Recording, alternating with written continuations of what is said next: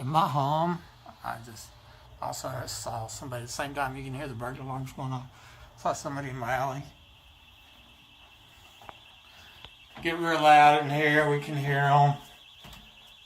This morning, burglar alarms went off. We're going off over at Home Depot, and I created a Facebook post on that. It's kind of interesting. Let me get the timestamp first. Okay, here we are, 11:55, October 7, 2018.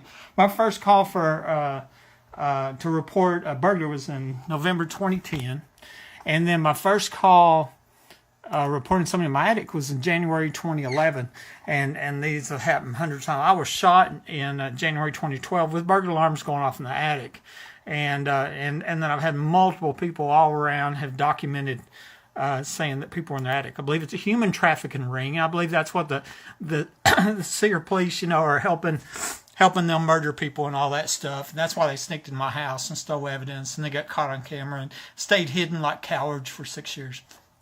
Anyway, this is a Facebook post I did this morning. It's kind of interesting. It says, a Facebook friend told me they'd mentioned a basement being under the Midland Home Depot to a girl he knows, and she said, be careful who you're telling this to and how that's dangerous. You need to be careful who you're talking to about that. Obviously, this is the underground facility that Rhonda Denman Rogers said was a half block from my home. One day I was telling my story to a Home Depot clerk about buying my home from this guy that just died mysteriously, and after reporting a suspected tunnel to law enforcement, I was ambushed and shot by somebody under my home with the phone lines cut and burglar alarms going off in the attic.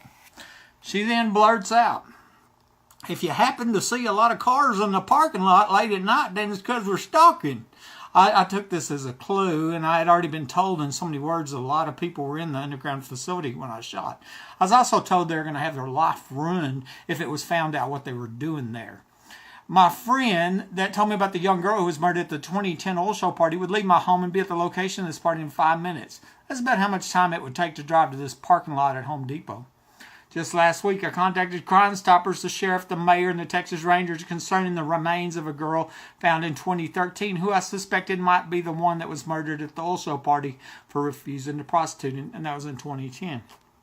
My friend was afraid to report this murder and said that high-level police were there. I suspected it was some of the former secret police that had been caught in my house covering up the murder attempt on my life. While looking at various Google Earth satellite pictures, and you can do that yourself, 3802 Fair Circle, Midland, Texas, I noticed that the road behind the Home Depot store looked like it had been cut open for a large ditch that was aimed directly at my home. You might have to go to the historical pictures, the older pictures. And I posted this picture to Facebook, and we were talking about the underground facility when local landman Betty Shipley said, I know for sure it's there. All of these unsolved murders and crimes just could be solved just by arresting the secret police and charging them with accessory to capital attempted murder. They were caught on camera, They knew the risk of sneaking into my home and stealing evidence. That is why they disabled the outside cameras, then tried to disable the one that caught them. You can't get any more busted than these dirty cops. And that's why they hid like the coward criminals they are for 6 years before we got them identified. This was the burglar alarm going off at Home Depot this morning. I know.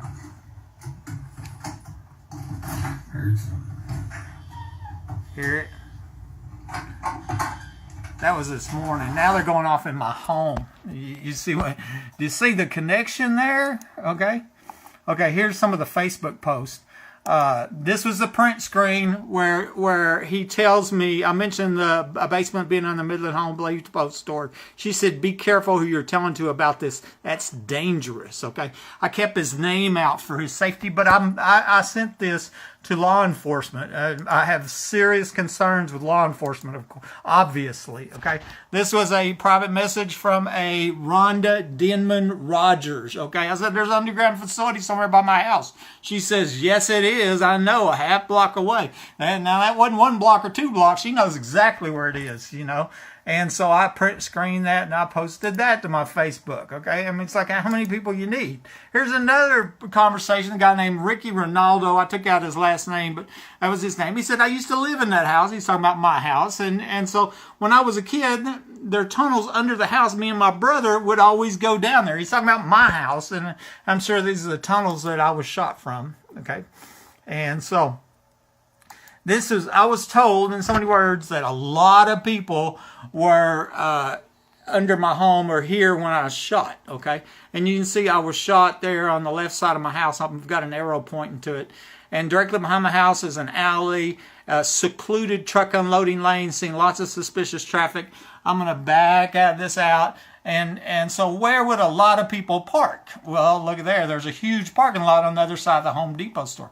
I was telling a clerk my story. She worked in that store, and she just blurts out, if you ever see a lot of cars in the parking lot late at night, it's because we're stalking. Oh, really? Okay, well, are you sure you're not underground having a murder party? Anyway, let me go to the next one. This gives a close-up of, there's the Home Depot store. Here's my home. Here's where I was shot. Okay, and you can see this. You go to Google Earth Maps. Does it look like a ditch was cut coming out of the back of Home Depot aimed directly at my house? Does everybody see that? I mean, does it look like there might be a tunnel under there where people with guns can come over and murder the unsuspecting homeowner here? You know? And, you know, go to Google Earth and check that out. Let me go to the next one. Okay, here's a video I did. Okay, and this video is called the Murder Attempt Timeline. I'm like, at this minute this happened, at this minute that happened, at this minute this secret police showed up, at this minute the secret police disabled the cameras, at this minute I told Detective Rodriguez proof is at my house, at this minute we see Detective Rodriguez sneaking into my house, we see April Chandler with her hand in the booty bag stealing the evidence that I told them about. At this minute, you can't get any more busted.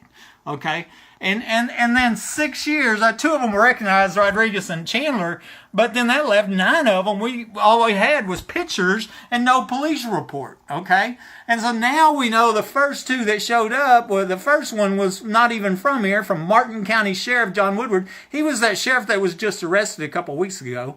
And then the late Midland Sheriff Mike Naylor. They were the first 2 arrived minutes after I crawled out to survive a capital murder attempt. They had the cameras disabled on my house just a few minutes later. And then we see Rodriguez and Chandler already recognized. Tony Dickey, he was a lieutenant.